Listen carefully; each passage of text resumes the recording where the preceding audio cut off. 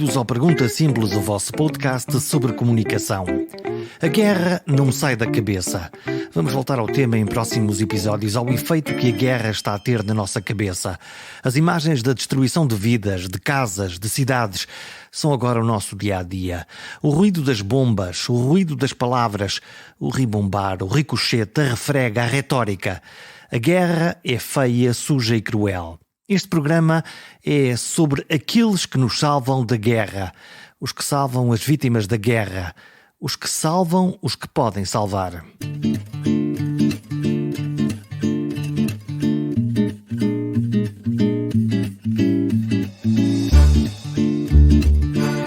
A guerra na Ucrânia é apenas mais uma para Nelson Nolin, médico cirurgião português com passagens pela Cruz Vermelha Internacional e agora Organização Mundial de Saúde. Ele, como ninguém, aprendeu que o bisturi consegue reparar alguns, mas nunca todos. Como cirurgião de guerra, responde no meio do caos, ordenado por um método escrito num livro sem palavras, onde lhe cabe a ele escolher que ferido deve ser operado primeiro. E também que muitos dos que não foram escolhidos vão morrer. Porque os ferimentos são extensos, porque as equipas médicas não chegam, porque as balas, granadas, mísseis, obuses e outros engenhos foram feitos para matar. E nem os deuses conseguem parar esta carnificina. A da Ucrânia é só mais uma história na vida das guerras dos seres humanos. Nelson Nolin perdeu a conta às missões. Esteve, por exemplo, no Iémen, no Sudão do Sul, na Nigéria ou no Afeganistão. Nesta conversa recolhe o seu olhar sobre as imagens que nos chegam da guerra da Ucrânia, sobre a maneira como as equipas médicas respondem, como comunicam entre si, como sobrevivem e ajudam a sobreviver. Eu diria que um cirurgião vê essencialmente muito trabalho pela frente, não é? Há muitas imagens que nós não vemos e que nós imaginamos. E ainda bem que não vemos, não é? E nós imaginamos que elas lá estão. Sim, ainda bem que não vemos. Mas imagina-se e quem já esteve em cenários semelhantes sabe que por detrás daquilo que se vê há muitos feridos e há muita atividade cirúrgica, de facto, a acontecer por trás. O que é que nesta hora os seus colegas que lá estão a ver? Que tipo de doentes é que estão a receber? Eu diria que na fase em que o conflito se encontra, a maior parte das vítimas são ou vítimas de explosões ou são vítimas secundárias, digamos assim, da derrocada de estruturas.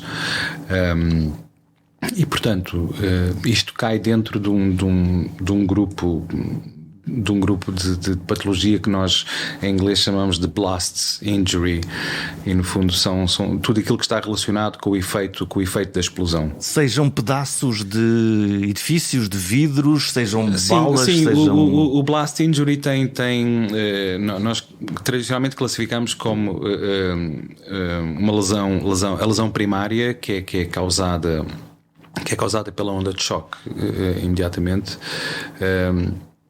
E depois temos uma lesão secundária, temos uma lesão terciária que tem a ver com o facto da pessoa ser projetada no ar. Portanto, temos por um lado a onda de choque, a primária, a segunda tem a ver com os estilhaços, com aquilo que voa e que no fundo que acerta no indivíduo, e depois temos um terceiro tipo de lesão que tem a ver com o facto da pessoa ser projetada no ar.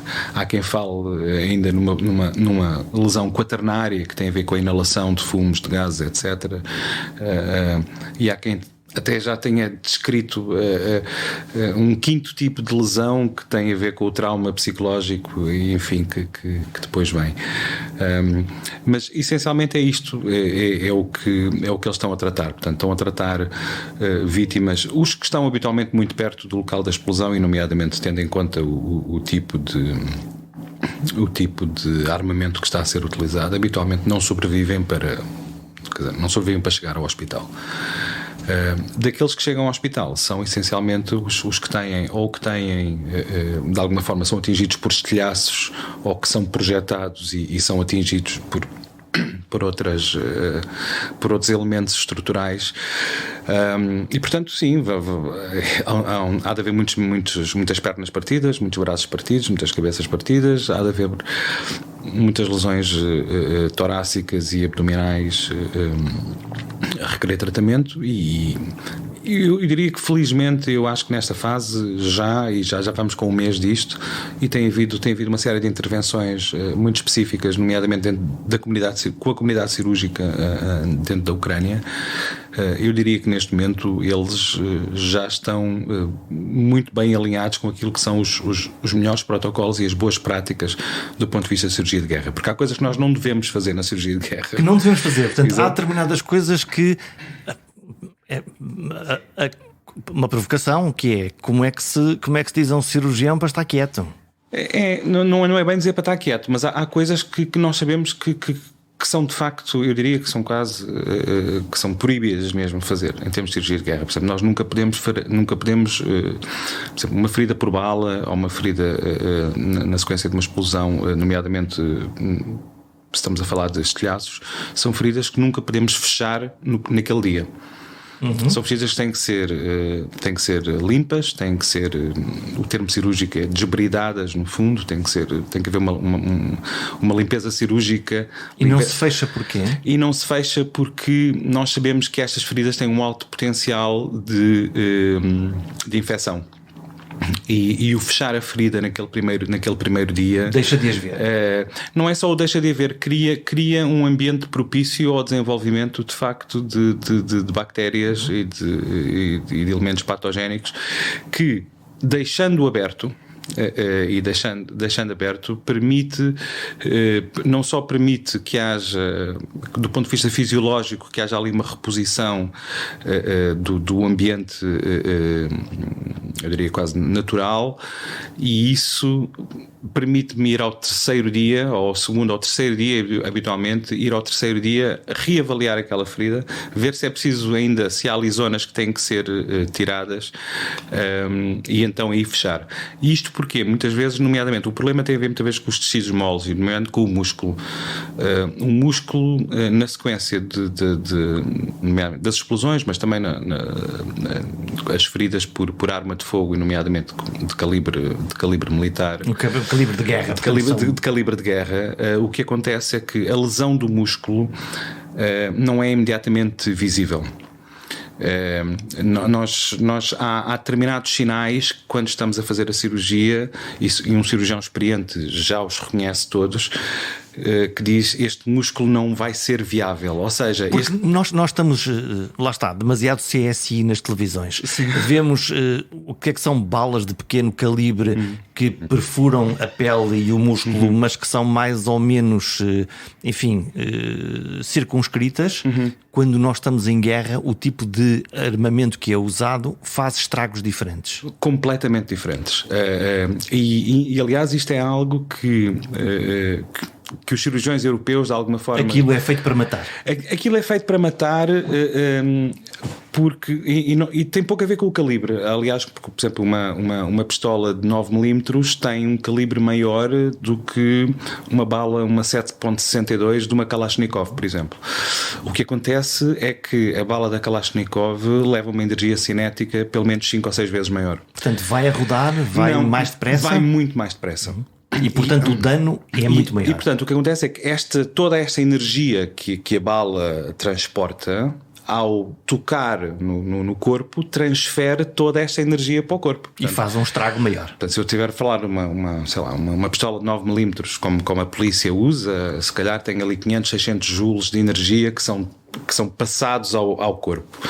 Se eu falar de uma Kalashnikov, estou ali a falar de 2500, 2600 joules. Ou seja, toda esta energia vai ser depositada de certa forma, porque ela está ali, portanto ela existe enquanto energia cinética e vai ser depositada no corpo. O que acontece com as balas, nomeadamente com as munições de espingardas de guerra, é que a bala, ao entrar, faz ali faz um trajeto de 5, 6 centímetros linear e entretanto, como é que eu ia dizer? Ela, entretanto, roda ligeiramente e coloca-se de lado. E esburaca. E ao colocar-se de lado, está a depositar ainda mais energia. Toda a sua energia naquele pedaço. E, portanto, faz uma cavidade. A certa altura faz uma cavidade. Portanto, esta deposição muito rápida de energia quando a bala se coloca de lado, aliás, a bala coloca-se de lado, é um bocado como as folhas quando caem das árvores, não é? A folha quando cai da árvore não cai a pique. Ela vem com a sua maior área de exposição. E é isso que promove o estado.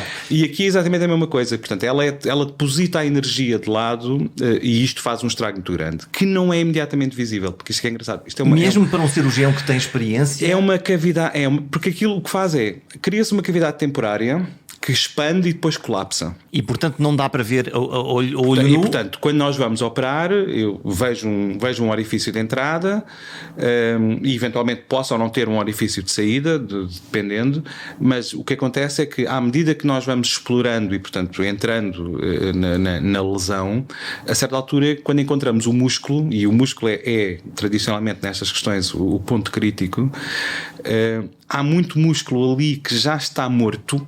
Ou seja, é tecido necrosado, é tecido que vai morrer e, portanto, e ao morrer é um meio ideal no fundo, para a cultura de bactérias. Mas que inflamou e fechou. Ele está morto, mas ele ainda tem a cor é muito ainda semelhante ao músculo normal. Um cirurgião experiente vai pinçá-lo, vai perceber que aquele músculo não contrai da mesma maneira que o músculo saudável, que não sangra da mesma maneira, que tem uma consistência ligeiramente diferente. Que isto não me cheira bem. Exatamente. E habitualmente nessas alturas eu diria que um cirurgião com experiência vai retirá-lo. Não vai esperar pelo terceiro dia para voltar. Se tiver tempo para fazer, não é? Vamos ver, estes são os princípios básicos, no fundo, do tratamento das feridas por bala, e nomeadamente estamos a falar aqui, isto habitualmente aplica-se aos membros. Quando estamos a falar de cavidades, nomeadamente o tórax ou abdominais, as coisas complicam-se. As coisas complicam-se, e aí aquilo que no fundo que nós adotamos é o princípio, o termo em inglês é o damage control. Em português eu quase diria que a minha tradução livre é a limitação de avarias, porque a limitação de avarias é um termo naval. Aliás, o damage control nasceu na Marinha, é um conceito naval. Tem a ver com quando o navio é atingido. As prioridades são, por um lado, manter o navio a navegar, evitar que o navio afunde com a água. E os navios de guerra têm normalmente compartimentos que dá para tornar-se tanques? Certo, e portanto as três grandes prioridades são, por um lado, manter a propulsão, evitar que o navio no fundo afunde com a água, portanto eu tenho que controlar a entrada da água e extinguir os incêndios. E isso é muito claro. Isto é o termo naval, limitação da avaria. E um cirurgião também tem esse espaço. E os cirurgiões, nomeadamente os cirurgiões de guerra, isto é o que está à cabeça, que é a limitação de avarias. Ora, a limitação de avarias tem aqui tem algo que às vezes as pessoas não conseguem perceber bem o porquê, mas e quer dizer que quando eu começo a operar um doente destes, eu sei que o meu objetivo nós chamamos o de pele a pele, ou seja, desde que se faz a primeira incisão até que se sai, eu não devo ultrapassar 1 hora. Há um cronómetro para isso? Há uma espécie de um cronómetro mental. O que é que essa hora tem de mágico? E o que essa hora tem de mágico tem várias coisas. Por um lado, eu tenho 3 objetivos. Um é claramente controlar as hemorragias, e portanto controlar a hemorragia nestas situações muitas vezes significa colocar pinças e deixar as pinças no sítio onde elas estão. Controlar pinças nos sítios dos vasos sanguíneos? Sim, e deixá-las dentro, portanto muitas vezes, ou se for um vaso importante, criar um shunt e portanto usar ali qualquer coisa que faça de bypass temporário. Controlar, portanto, por um lado, controlar a hemorragia, controlar a infecção, ou seja, e nomeadamente no abdômen tem a questão do intestino, não é? Porque a partir do momento em que o intestino está perfurado, temos um abdômen contaminado e, portanto, há que seccionar as secções, as porções do intestino que estão afetadas e, portanto, removê-las, tirá-las fora, e garantir que o doente não entra em hipotermia. Porque o que acontece muitas vezes nestas situações é que o doente entra naquilo que nós chamamos de um estado de choque.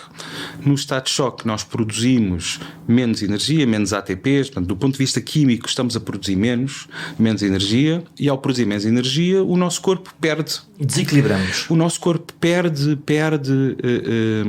calor, porque não o gera tanto. E ao perder calor, inicia-se uma cascata de uma série de outras coisas, nomeadamente a coagulação deixa de funcionar, por exemplo. Pura e simplesmente com esse... Apenas com o facto de perdermos... A temperatura baixar. A temperatura baixou, a coagulação deixa de funcionar. Como estamos em choque, as células não estão a receber oxigênio suficiente, porque não há sangue suficiente a circular, digamos assim. E, portanto, isso parece uma receita de uma catástrofe. E nós chamamos a tríade da morte, no fundo, e a tríade da morte é a acidose, que tem a ver com o facto de entrarmos neste mecanismo anaeróbico de produção de energia, é a hipotermia, portanto, a perda do calor, e é a hipocoagulação, ou seja, é o facto de não conseguir coagular. E, portanto, quando nós temos esta tríade, que é hipotermia, hipocoagulação e acidose, nós chamamos a tríade da morte. A partir do momento em que se entra nisto, é muito difícil controlar o doente, porque o sangue já nem sequer estanca, não é? Já qualquer coisa que se toque está sempre a sangrar, ele está a perder energia, não está a oxigenar. Portanto, damage control. Como é que se mantém o sangue frio nessas circunstâncias? Como é que se mantém? Eu acho que eu falo por mim, pela minha experiência, mas eu acho que, regra geral, a maior parte dos cirurgiões nessas situações está de tal maneira focado no resolver o problema, não é? Eu sei quais são as minhas prioridades. Não pensa, mas faz. Não há muito que pensar, há muito que fazer. Às vezes há decisões que são eventualmente dúbias, mas por isso é que também os protocolos neste sentido são cada vez mais claros, isto é entrar, controlar aquilo que há para controlar, pegar neste doente, metê-lo nos cuidados intensivos e um dia depois ou 2 dias depois voltar lá. Então, e agora nós estamos a olhar para a Ucrânia, foi o início desta conversa, para um cirurgião de guerra que já esteve em 6, 7, 10 teatros, é uma coisa. Eu quero antever e imaginar que a maioria dos cirurgiões, se calhar até dos médicos não cirurgiões que estão neste momento em várias cidades ucranianas, se calhar nem cirurgiões são, nem sequer deram pontos, nem sequer... É mais difícil de operar nestas condições, de estar nestas condições, de salvar doentes? A ver, as informações que nós temos, e eu estou em contacto com uma série de colegas e inclusive nós próprios, enquanto Academia da OMS, também temos estado a fazer formação para estes cirurgiões lá. Há muita gente com alguma experiência e experiência cirúrgica, e há sempre uma primeira vez. Nas grandes cidades, principalmente, há cirurgiões com qualidade. Principalmente nas grandes cidades, sim, aliás, e eu até diria muito bem diferenciados do ponto de vista técnico. Este tipo de cirurgia exige... Vamos lá ver, ele não requer propriamente novas técnicas cirúrgicas. O que requer é um novo tipo de abordagem. E, portanto, um novo pensamento. É um novo pensamento, mas se eu sei, por exemplo, fazer uma anastomose, ou seja, juntar 2 vasos, ou se eu sei juntar, não é nada de diferente. Eu vou continuar, lá ver, a minha técnica cirúrgica continua lá. Mas com mais pressão, com mais doentes, com mais rapidez, com mais confusão. Exatamente, com isso tudo. Como é que se faz a triagem? A triagem é como falar em triagem é abrir uma caixa de Pandora, porque se chegar lá um doente ou 2 doentes ou 5 doentes, eu acredito que é essa normalidade. se aparecerem 50 ou 100? Sim, triagem é uma caixa de Pandora, porque triagem é um processo que começa antes do doente chegar ao hospital, não é? Há a triagem para priorizar quem é que vai primeiro para o hospital. Como acontece com o nosso INEM, quando vai a uma determinada zona e avisa logo o que é que aí vem? Exatamente, portanto, há uma triagem inicial. Se eu tenho 30 vítimas na sequência de uma explosão, há que inicialmente perceber quem são as prioridades para o hospital.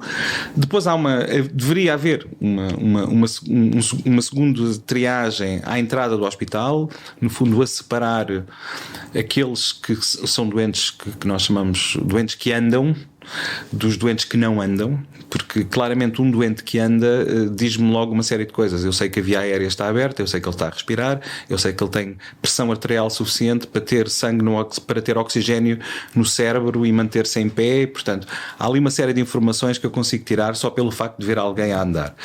E, portanto, inicialmente separar os que andam dos que não andam, e entre os que não andam eu vou encontrar, por um lado, aqueles que não andam porque têm uma perna partida e, portanto, que é algo que eventualmente pode ser tratado amanhã ou depois. E que é claro, dá para ver. E há de haver aqueles depois que não andam porque de facto têm lesões muito, muito, muito, muito graves. Portanto, a triagem, ela acontece aqui a vários níveis. Nos hospitais, e nomeadamente quando a capacidade cirúrgica é limitada, a triagem é um processo que pode ser mais ou menos doloroso mesmo para o cirurgião. Eu tenho várias histórias minhas onde até hoje pergunto-me se a triagem foi a melhor triagem ou não, porque... Quer dizer, no meu caso, muitas vezes eu era o único cirurgião, muitas vezes nas missões onde estava, e portanto há um bloco operatório, há um cirurgião e ou eu ou ninguém. Ou eu ou ninguém. E portanto, ali nem sequer era o caso do eu ou ninguém, era o meu trabalho, era estar ali, não é? A questão é que, quer dizer, quando recebemos 3, a coisa complica-se. Eu tive uma célebre manhã no Sudão do Sul, onde recebi 200.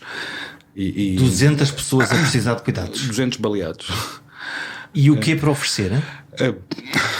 E tinha para oferecer éramos uma equipa cirúrgica e portanto na altura depois isto deu asa a muitas conversas a posteriori, porque na altura obviamente nós não tínhamos capacidade para fazer 200 e eu tinha que, no meio daquilo, e eles chegaram todos ao mesmo tempo, porque vieram 3 helicópteros e Lucino completamente daqueles, cada um levava 70, 80 doentes. Aterraram todos ao mesmo tempo e eram todos baleados e eu fiz uma coisa que não vem nos livros, mas que depois acabou por funcionar, que eles entraram todos para um espaço que era o equivalente ao nosso serviço de urgência. Não era bem um serviço de urgência, mas eles entraram todos e todos traziam ligaduras. Portanto, traziam já uma ligadura no sítio onde tinham alguém já tinha feito alguma coisa, alguém já tinha posto uma ligadura. E eu olhava à volta e pensava, mas que tipo de triagem é que eu vou fazer aqui? Quer dizer, como é que eu vou... Isso é fazer de Deus? Não é bem fazer de Deus, é de facto tentar priorizar. E eu pensava, mesmo que eu leve 30 segundos por doente, eles são 200, não é? Portanto, estamos a falar aqui de 100 minutos, ou seja, eu vou levar 1h30 só a tentar perceber quem é que vai primeiro. O que não é possível. E aquilo que me ocorreu na altura foi, eu vejo um doente que tem uma ligadura no tórax e comecei a pensar, as ligaduras no tórax e as ligaduras no abdômen são provavelmente baleados de tórax e baleados de abdômen. Logo têm prioridade sobre os baleados de braços e os baleados de membros, não é? de pernas. Porque o risco de vida é inferior. Porque o risco de vida é completamente diferente. E, portanto, aquilo que eu fiz com a minha enfermeira rapidamente foi disso, olha, tudo o que seja doentes com ligaduras no tórax e ligaduras no abdômen, pomos já de lado, porque vamos começar por aí. E pronto, e assim foi. Obviamente que eram 200, obviamente que isto acontece a meio da manhã no Sudão do Sul. Nós tínhamos recolher obrigatório por questões de segurança, portanto tínhamos que sair do hospital às 6 da tarde. E portanto dos 200 operámos uns 6, 7 máximo. Para conseguir garantir a tal hora em que se pode fazer alguma coisa por eles. Para tentar garantir aquilo e pronto, e depois fomos para casa. Foi um filme, porque íamos todos a chorar no carro, porque claramente sentíamos completamente impotentes perante a imensidão das necessidades. E o dia seguinte? Já nem pergunto pela noite, porque eu imagino que a noite deve ter sido... No dia seguinte já estavam menos de metade do que aqueles que tinham chegado inicialmente, e portanto pronto, continuámos a trabalhar, né? O que era óbvio que iria acontecer de alguma maneira. O que de certa forma era óbvio, mas de facto a capacidade era muito limitada. Quer dizer, eu ali precisava ter 10 cirurgiões, não é? Como é que se limpa a cabeça para continuar? Ainda não sei, eu acho que ainda estou à procura disso. Há mecanismos, nós vamos recalcando, eu acho que vamos recalcando, vamos tentando de certa forma encarar as coisas de uma forma mais leve, mas há coisas que depois nunca nos largam. Eu tive uma situação no Congo que não eram 200, eram só 3, mas era pai, mãe e filho, e tinham os 3 tinham sido baleados 3 tiros de caçadeira no abdômen, e chegaram todos ao mesmo tempo. Isto era 1 da manhã, eu já estava em casa, tinha acabado de chegar a casa, aliás. Ligaram do hospital, disseram temos 3, fui para o hospital, chego lá e tenho mãe, pai e filho. Em péssimas condições, os três já em choque. Começa-se por onde? Pelo filho? Eu hoje pergunto-me qual teria sido a melhor opção. Eu operei os 3, de facto, Comecei pelo pai, porque era o que estava em pior. Na altura, pareceu-me que era o que estava em pior situação. Comecei pelo pai, ao fim de 10 minutos de cirurgia, o pai entrou em paragem cardíaca e já não havia nada a fazer. Depois pus o filho, porque era o que estava a seguir, era o que estava pior. A mãe ainda estava consciente, o filho até já estava inconsciente, portanto passei para o filho. O filho no final da cirurgia já não era sangue que saía dos vasos, era uma aguadilha vermelhada, e depois não tínhamos sangue para dar também. Portanto, quer dizer, aquilo era de facto tentar estancar o mais depressa possível, porque não havia sangue para dar, e portanto mas claramente o filho no fim já não coagulava, já não tinha, quer dizer, aquilo que estava a correr nas veias, com o anestesista estava a meter soros, era o que estava a sair, e o que estava a sair era o soro que ele estava a meter por um lado, estava claramente, porque já nada coagulava. Mas o filho ainda saiu com vida da sala de operações, e depois vai para aquele recobro, que era o recobro possível naquelas circunstâncias. Foi tentar aquecer, ainda foi com as pinças todas no abdômen, sabe? E depois pus a mãe, e a mãe também entrou em paragem cardíaca durante a cirurgia. Ela ainda fui um pouco mais longe, entretanto, cirurgicamente, abri-lhe o tórax, fiz massagem direta no coração, tentar agarrar o desespero.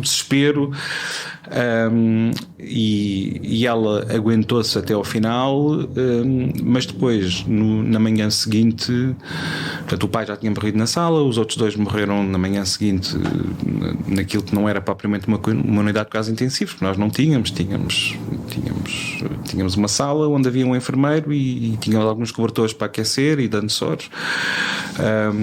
E portanto, eu até hoje fico a pensar, e se a ordem tivesse sido outra? Será que ainda se podia fazer qualquer coisa? Será que ainda se podia fazer qualquer coisa? Portanto, este tipo de questões. Como é que lida com a perda?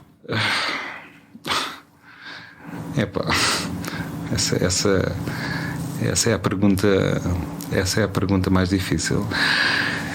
É muito difícil. Não, todos nós acabamos por arranjar estratégias. Todos nós acabamos por arranjar outro tipo de estratégias que funcionam para cada um individualmente. Eu não sei ao certo como é que eu lido. Eu sei é que, em resultado disto, na minha vida, mudou-me enquanto pessoa, mas essencialmente mudou a forma como eu vejo o mundo, e portanto passei a relativizar muitas coisas. Sei lá, eu fiz tantas cirurgias à luz de lanterna que às vezes quando voltava para Portugal e estava a trabalhar no hospital e via alguém, e via um colega cirurgião a refilar com a enfermeira porque aqueles 10.000 watts de luz não estavam exatamente focados, apontados no sítio certo. Aquilo revoltava-me de certa forma, não é? Os luxos da vida de um país rico. Aquilo revoltava-me de certa forma e depois não era só isso, eram todas as questões, era as urgências que não são urgências, era o fazer urgências à noite e perceber que chegavam pessoas com unhas encravadas. Sim. E coisas sem interesse nenhum. E eram coisas. A questão aqui nem sequer não é o interesse, era o sentir que eu estava no sítio errado. E eu percebi que isto... O que é que eu estou a fazer aqui? Eu percebi que isto acontecesse. E com muitos colegas com quem eu falei e que têm experiências semelhantes, não só cirurgiões, mas enfermeiros, enfermeiras... Todos passam a certa altura, depois de trabalharem em cenários muito, muito, muito difíceis, o voltar à nossa realidade, que apesar de tudo é uma realidade de luxo, mesmo que nós não... À vida normal das coisas. À vida normal das coisas, e nomeadamente à vida normal das coisas na Europa, que é uma coisa que nós tendemos a esquecer, mas nós somos um oásis, não é? E esta vida de luxo... a certa altura era difícil de encarar, não é? Porque a gente, mas vocês estão a discutir porquê? Quer dizer, será que isso é mesmo um verdadeiro problema? E pronto, e isto foi de alguma forma foi-me desenquadrando, digamos assim, deste tipo de isso é uma espécie cenário. De vício de adrenalina também, ou não? Eu acredito que a adrenalina está lá. Ir aos sítios mais difíceis, resolver os problemas virtualmente impossíveis. Sim, eu acredito que a adrenalina está lá e acredito que a adrenalina é claramente uma das drogas mais viciantes, mais do que a heroína, mais do que a adrenalina é de facto viciante e portanto eu acredito que está lá. Mas mais importante do que a adrenalina é o sentir que de facto estamos a fazer a diferença. E que se vê no dia. E isso não tem preço. E isso, não há dinheiro que pague, não há dinheiro que pague a sensação, e aliás qualquer pessoa que faz trabalho humanitário eventualmente dirá a mesma coisa. A gratificação é tão grande do ponto de vista humano que depois é difícil de facto voltar para outro tipo de trabalhos onde... Para a vidinha. Sim, é muito difícil. E falamos agora dos casos difíceis. Então, e aqueles que enchem a alma, aqueles que eram que aparentemente não dava nada para fazer e que subitamente foram lá resgatados do poço e que deu para fazer? Há muitos desses, felizmente. A mim, pessoalmente, tenho, enquanto cirurgião a fazer cirurgia de guerra, uma das coisas interessantes é que nós acabamos por fazer... Eu fui treinado como cirurgião geral. Este foi o meu treino. Tive a sorte porque fiz a minha especialidade no Hospital de Santa Cruz, tive a sorte de ser exposto desde muito cedo à componente vascular.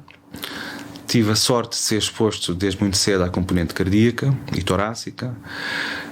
E depois, por gosto pessoal, já desde há vários anos, sempre gostei da parte da ortopedia e da parte portanto, construiu-se um puzzle da cirurgia plástica. O puzzle de formação está aí nesse. E portanto, houve um puzzle de formação que, quando é transposto para um cenário onde eu sou o único cirurgião e aparece-me um doente, por exemplo, com um baleado no crânio, não é? Que é uma coisa que eu, em Lisboa, nunca iria ser eu a tocar neste doente. Mas onde é que está o neurocirurgião? Exatamente, onde é que está o neurocirurgião, ou entretanto a bala que fraturou a bacia e também o fémur, e onde é que está o ortopedista, ou isto tem uma lesão renal, chama-se urologista. Mas lá não. E lá nós somos esses todos, não é? E portanto, este domínio das técnicas de emergência, das várias especialidades, dá-nos aqui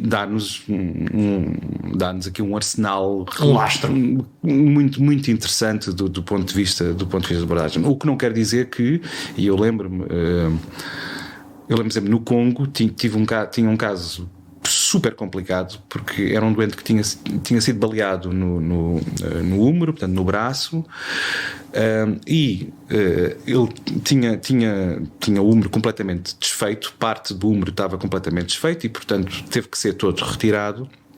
E portanto eu a certa altura tinha um doente que tinha o ombro, depois faltava-lhe ali para aí uns 10 centímetros de osso, e depois tinha o resto do osso e o cotovelo, etc. Mas quer dizer, aquilo está ali um braço sem.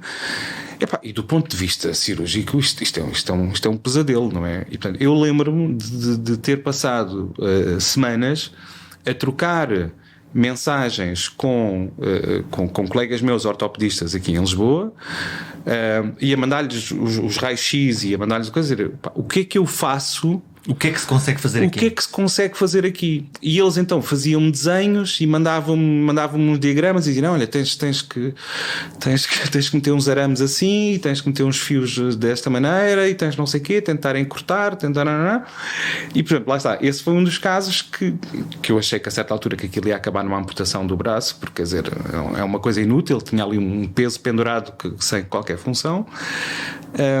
E seguindo as indicações, eu dizia: pá, ok, já percebi, tenho que fazer isto, tenho que fazer aquilo, não é? O doente de facto ficou com o braço mais curto, mas ficou com o braço. Mas ficou com um braço e que funcionava. Portanto, lá está, é daqueles momentos que nos faz pensar: pá, ok, valeu a pena, não é? Este podcast, já quase me esqueci, este podcast é sobre comunicação. Qual é o papel da comunicação dentro de um grupo de, lá está, médicos, enfermeiros, nas condições mais ou menos difíceis, entre todos, para conseguirem conversar todos uns com os outros, se organizarem o melhor que podem para responder? Essa é uma boa questão. Eu iria dividi-la já em duas. Uma é... E já vamos falar da comunicação com os doentes que se calhar não falam a língua. Eu diria que, exatamente, uma é... estamos num cenário onde toda a gente fala a mesma língua, não é? O que obviamente facilita. Outra, o que acontece muitas vezes neste tipo de missões, seja com os Médicos Sem Fronteiras, com o Comitê da Cruz Vermelha, etc., é que são equipas de gente que vem de todo o mundo, não é? Portanto, há um português, há um italiano, há um queniano, e estamos todos a falar inglês. E estamos todos a falar inglês ali enquanto língua neutra que nos une a todos. O que obviamente tem as suas limitações também, porque nem toda a gente tem as mesmas capacidades. Agora, quando todos falamos a mesma língua, a coisa é mais simples, e principalmente quando todos temos o mesmo objetivo, que é aquilo que eu acho que claramente se passa neste momento na Ucrânia, mas é aquilo que se passaria em Lisboa no dia que tivermos o grande terremoto de Lisboa, e quando tivermos os nossos hospitais completamente sobrevadados com casos cirúrgicos. As pessoas de facto dão o seu melhor e vão dar o seu melhor, e lá está. E mesmo os problemas que hoje parecem problemas vão desaparecer e vão ser relativizados, e pronto. E infelizmente às vezes é preciso passar por estas situações para ganharmos uma nova perspectiva. Comunicar com as palavras, comunicar com os gestos, comunicar com os olhos. Comunicar com tudo. Eu com as enfermeiras que trabalhavam comigo, enfermeiras e enfermeiros, instrumentistas, ao fim de algum tempo a trabalhar com eles, eu já não precisava de dizer o que é que queria. Eles já não dizia o que é que já não precisava. Eu olhava e às vezes numa determinada expressão, e eles já sabiam exatamente o que é que... Qual era a peça? Qual era a peça que vinha a seguir. Há muita comunicação... Há muita comunicação não verbal. Eu tive um caso, lembro-me de um caso de um doente muito, muito, muito complicado. Tinha sido, aliás, um baleado, mas que... Portanto, eu quando cheguei à missão, ele já tinha sido baleado há 3 dias, mais ou menos, e a bala perfurou-lhe o cólon, e na sequência disso fez uma infecção brutal dos tecidos moles, e portanto aquilo que nós chamamos, tem um nome horrível, que é uma fasciite necrosante, mas é aquilo que na comunicação social muitas vezes aparece como as bactérias que comem a carne, não é? Mas literalmente nós víamos a carne, neste caso os músculos e a pele, a desaparecer de dia para dia. Era uma coisa. E o que é que se faz nessas circunstâncias? Uma coisa impressionante. Tenta-se obviamente estar à frente da infecção, tenta-se limpar aquilo que para lá da zona que eventualmente nós achamos que é o limite, mas aquilo de dia para dia crescia, os antibióticos pouco faziam. E eu lembro que a certa altura eu levava-o ao bloco operatório dia sim, dia não. Dia sim, dia não, ele ia ao bloco operatório fazer a limpeza. Era um caso. Ele já tinha neste momento, nessa altura, já tinha quase 50% do corpo, já a pele tinha desaparecido. Portanto, nós olhávamos e via-se os músculos, e era uma coisa horrível. E eu lembro que a certa altura houve um dia que o levámos ao bloco e que a anestesista anestesiou para podermos fazer este tratamento, e há um momento durante a cirurgia que eu olho para ela e ela olha para mim e ela faz-me aquele olhar que eu percebi, ele já morreu. Enquanto estávamos a fazer aquilo, ela faz aquela expressão de não consigo aguentá-lo. Sim, não vale, já não podemos fazer nada. Já não podemos fazer nada. E eu lembro como se fosse ontem, porque foi um olhar que disse tanto, sem dizer absolutamente nada, mas só a expressão de derrota, no fundo, aquele ar de derrota que diz: perdemos. E pronto. E isto acontece muito, de facto, e nomeadamente quando as equipas começam a trabalhar. Quando trabalham muito tempo juntas, depois acaba por se desenvolver tanta comunicação não verbal. Há uma química. Eu não sei se é uma química, mas que claramente as palavras são substituídas por expressões e por gestos e por olhares, assim. Num hospital português ou noutro sítio qualquer onde falamos todos a mesma língua, a palavra dói aqui, dói acolá, aconteceu-me isto, aconteceu-me outro. Tantas vezes imagino que pessoas que apareçam feridos graves, cuja língua não se compreende, se calhar não falam. A minha abordagem, nomeadamente, isto é uma área à qual eu tenho estado muito ligada nestes últimos anos, que tem a ver com esta questão, por exemplo, da gestão multivítimas, e na gestão multivítimas acontece que muitas vezes que eu tenho um doente grave que por uma questão eu diria quase de logística, de organização do espaço e dos processos, ele tem que estar sozinho e, portanto, ninguém pode estar a acompanhar o doente. E aquilo que nós ensinamos é isto pode parecer um bocado eventualmente chocante para algumas pessoas, mas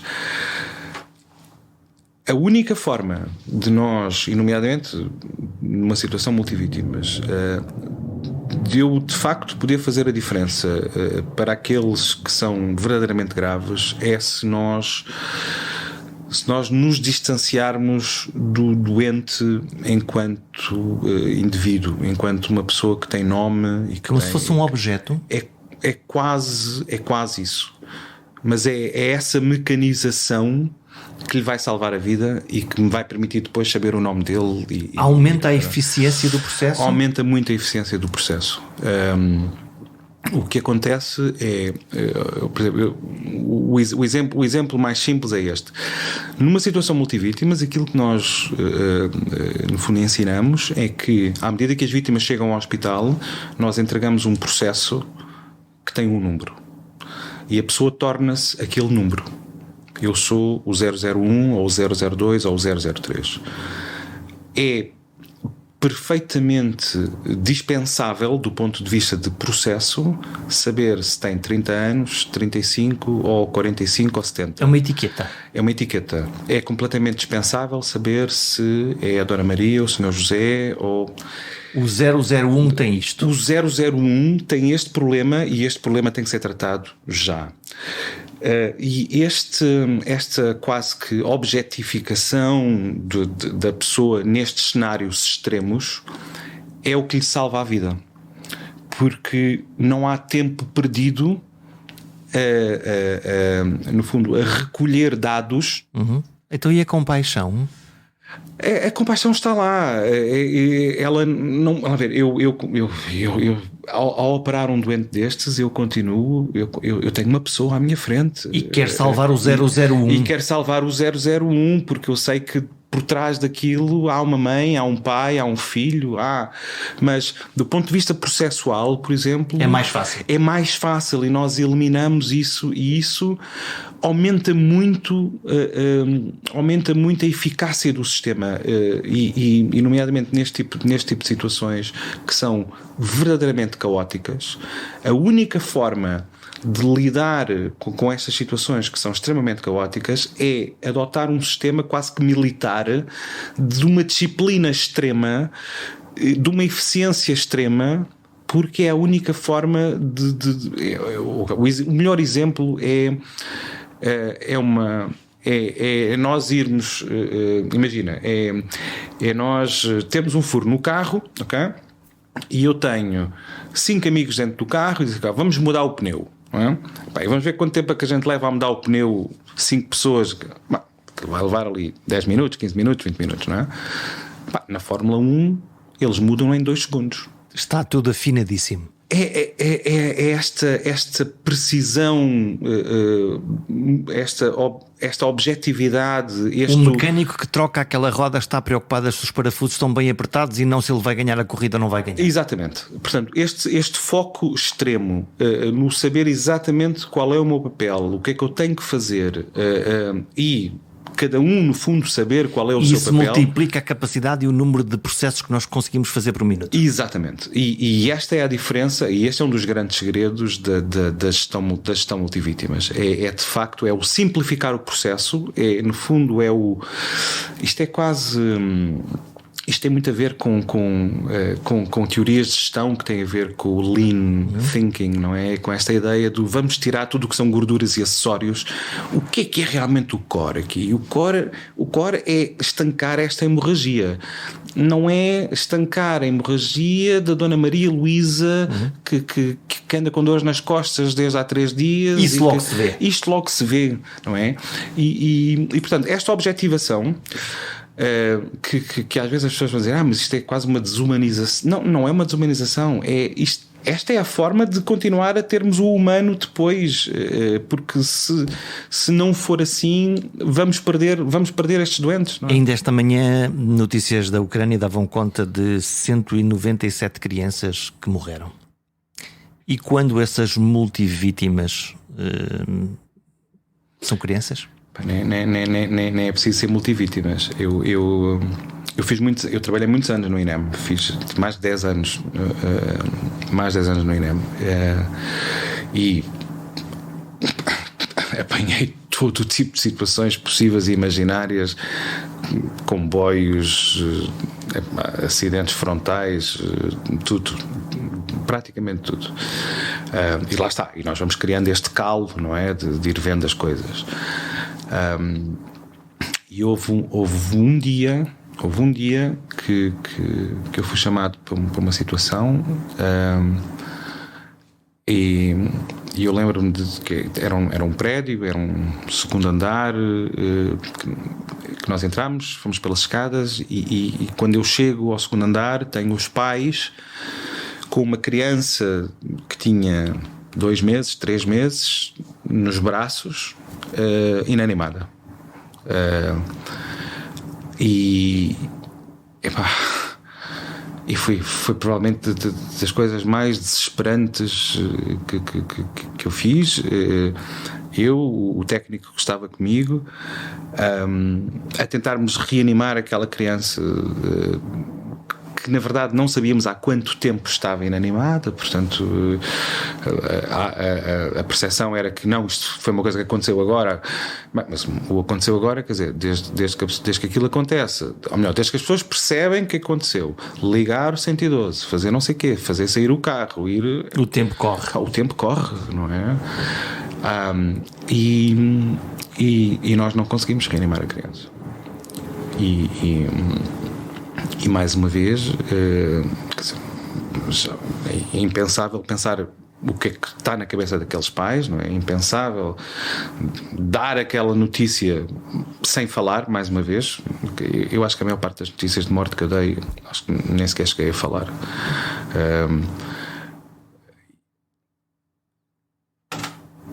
E quando nós saímos, eu e na altura era um técnico de emergência,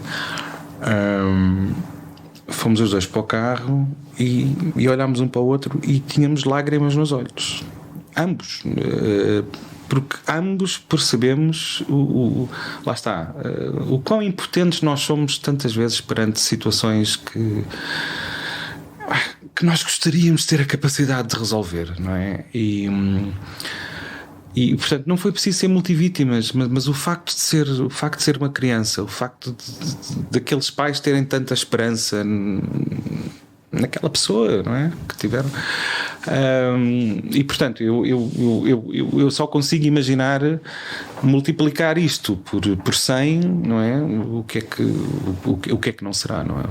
Como é que se consegue cultivar essa humildade existencial e ao mesmo tempo um desapego para, na chamada a seguir, conseguir outra vez voltar a tratar o 001 com máxima eficiência, com melhor saber e dando tudo o que há para dar? Eu não sei se o desapego é uma... Eu não sei se é uma virtude, se é uma maldição.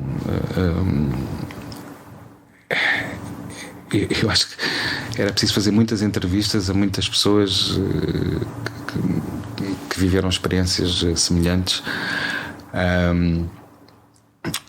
O desapego é um requisito, claramente. É um requisito. É algo que é algo que existe, eu diria que não só nas pessoas que fazem cirurgia de guerra ou que fazem trabalho humanitário. Eu acho que é algo que existe em muitos, felizmente, em muitos profissionais de saúde em todo o mundo, mesmo os que trabalham aqui nos hospitais, nos centros de saúde. Há muito esta entrega ao outro, e eu acho que isto é uma das coisas mais bonitas da profissão de médico, de enfermeiro, de pessoas que de facto se entregam ao outro, e portanto há claramente uma quantidade X de desapego ali que tem que estar presente, senão as coisas não acontecem, e senão não somos tão bons como deveríamos ser. Não sei se isso é uma virtude, porque na verdade isso depois tem um peso. Isto paga-se em termos familiares, paga-se em termos sociais, paga-se com os amigos, paga-se com a nossa indisponibilidade muitas vezes. Onde é que estás? Vou para o Chile. Pois, exatamente. Mas aliás ainda estamos a falar num momento em que vem de Bruxelas e amanhã vai para o Chile, exatamente. Então, e o jantar de sábado agora é que era? Já há tanto tempo que não estás aqui. Nem vou mais longe, porque eu aterrei ao meio-dia hoje e liguei para as minhas filhas a dizer: olha, vamos jantar, não é? E elas dizem: boa, mas quando é que vais embora? Eu digo: amanhã de manhã. Portanto, é hoje, é a oportunidade que nós temos, é agora. Não protestam? Eu acho que protestam em silêncio, porque de certa forma percebem o quão importante isto é para mim e o quanto enquanto pessoa eu preciso de facto de sentir que estou a dar ao mundo para me sentir bem, e o estar bem comigo implica que depois vou estar bem com elas, mas protestam em silêncio, com certeza. E muitas vezes sinto-me culpado, e lá está, é esta história. O desapego às vezes parece uma maldição, porque traz tanta coisa que vem associada. Mas enfim, todos temos as nossas estratégias e umas funcionam melhores que outras. O desapego será a única forma de sobreviver mentalmente a uma missão impossível desde o início? A guerra abre feridas que nem o melhor cirurgião do mundo consegue fechar. Algumas são de sangue, as outras são na alma. E estas demoram muito mais tempo a sarar. Até para a semana.